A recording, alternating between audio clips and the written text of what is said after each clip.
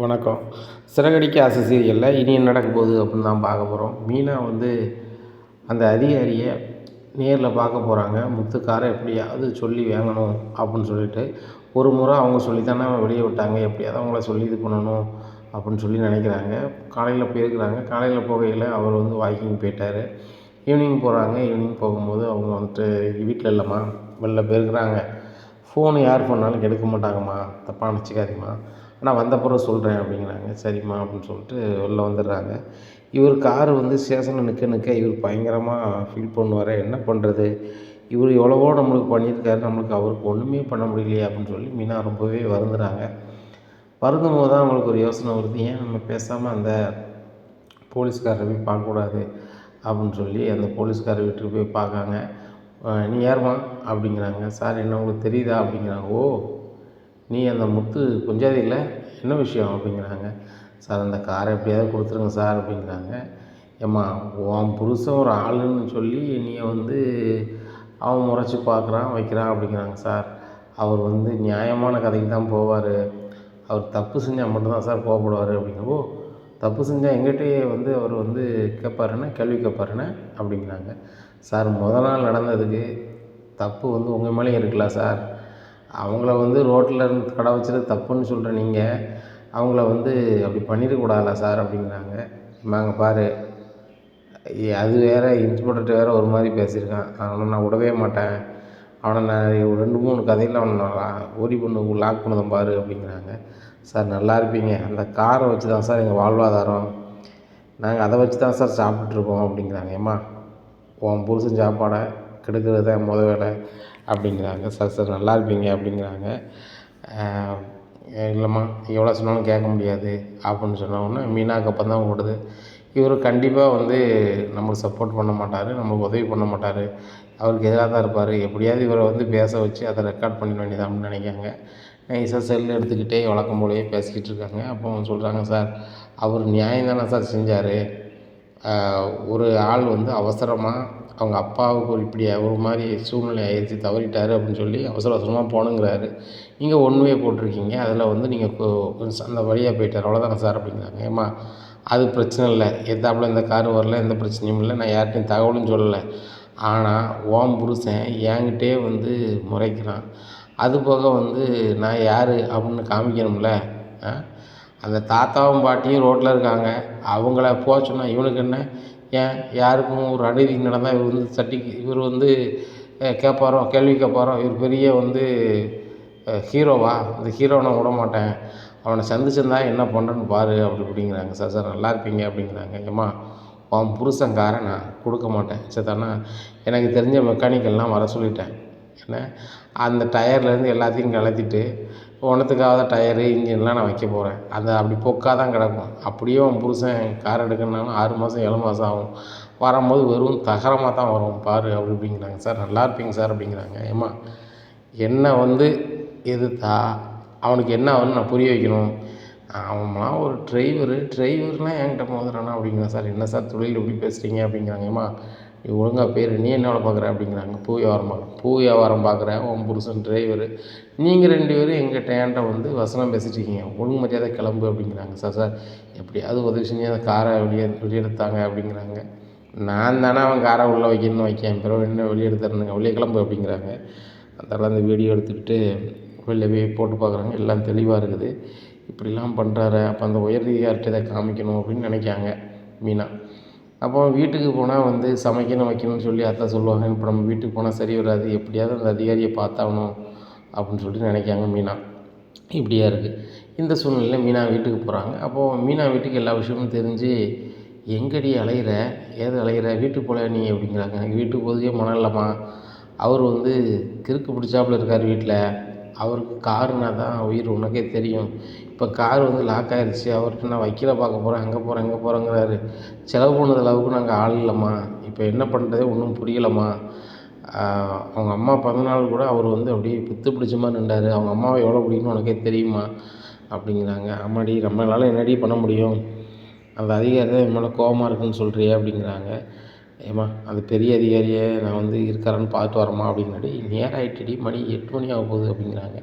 இருக்கட்டும்மா எவ்வளோ நேரம் ஆனாலும் பரவாயில்ல அப்படின்னுட்டு இருக்கும்போது, மீனா கூட சீதாவை நானும் வரேங்க்கா அப்படின்னு சொல்லிட்டு போகிறாங்க.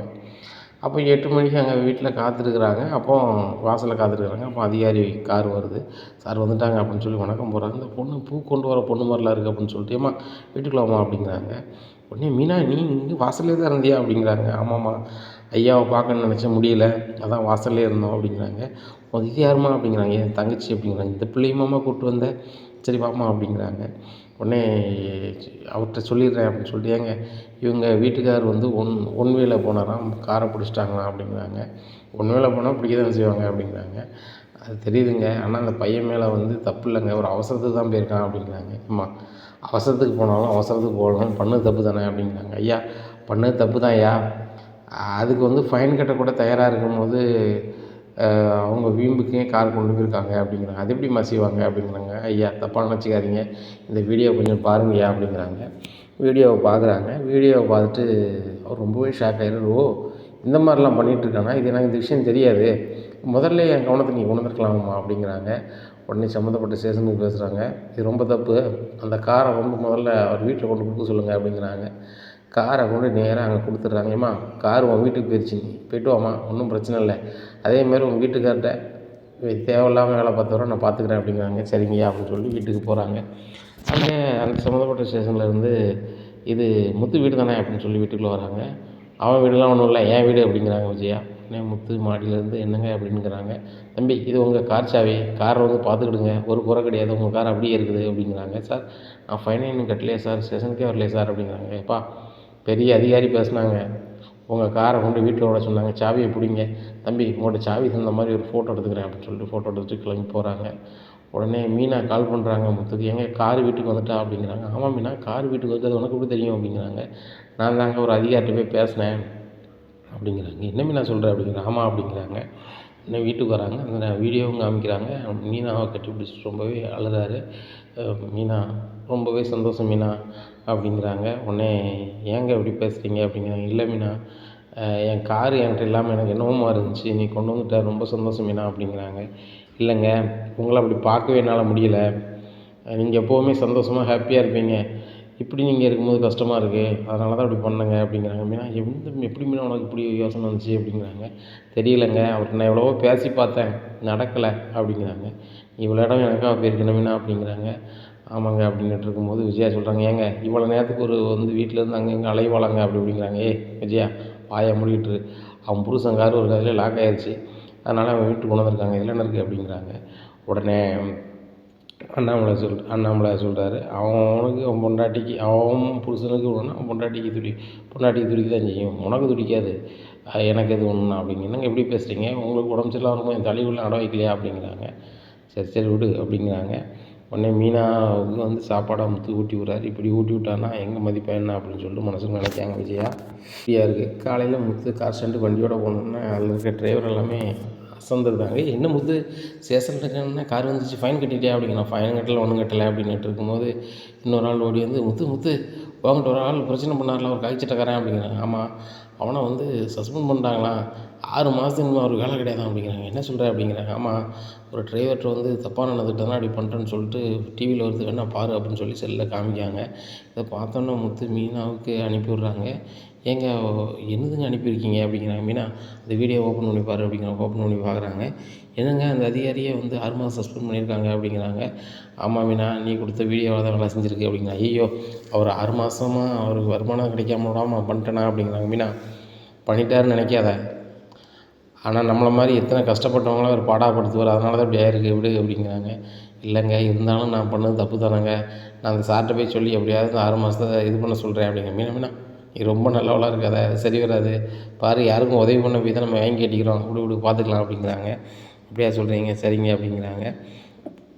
இப்படி இருக்கும்போது சீதா கால் பண்ணி மீனாவுக்கு பேசுகிறாங்க. அக்கா நீ பயங்கரமான ஆளுக்கா, உன் வீட்டுக்கார் காரையும் மீட்டு கொடுத்து மாமாக்கிட்ட பிரச்சனை பண்ணுங்க மூக்கையும் நீ நொறிச்சு விட்டேக்கா அப்படிங்கிறாங்க.